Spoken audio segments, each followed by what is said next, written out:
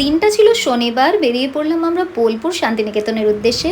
দুর্গাপুর থেকে বোলপুর শান্তিনিকেতন 40 কিলোমিটারের রাস্তা। ভীষণ সুন্দর একটা ওয়েদার, মেঘ, বৃষ্টি, রোদ আর সাথে সাথে অপূর্ব সুন্দর জঙ্গল উপভোগ করতে করতে পৌঁছে গেলাম আমরা শান্তিনিকেতন সোনাঝুরি। সোনাঝুরি থেকে প্রান্তিক হয়ে আর এই রেললাইন ক্রস করে তারপরে পৌঁছতে হয় 51 পীঠের এক অন্যতম সতীপীঠ, যার নাম কঙ্কালীতলা। বলা হয় এখানে নাকি মায়ের কঙ্কাল অর্থাৎ মায়ের হাড় পড়েছিল। পৌঁছে গেলাম কঙ্কালীতলায় এবং কিনে ফেললাম এই টাটকা অপূর্ব সুন্দর ফুলের মালাটা। তার সাথে ওরা কি সুন্দরভাবে সাজিয়ে দিল আমাকে এই ফল মিষ্টান্নর ডালিটা। নিয়ে ঢুকে পড়লাম মা কঙ্কালীতলার দর্শনে।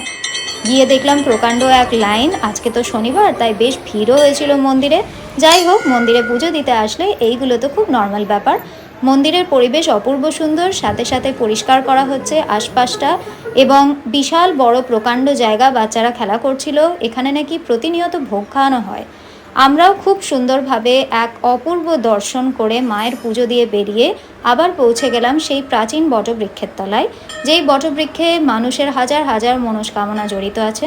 আমিও আমার মতন সেখানে এক সুন্দরভাবে ধূপ মোমবাতি জ্বালিয়ে মাকে উদ্দেশ্য করে নিজের মনের প্রার্থনা জানালাম।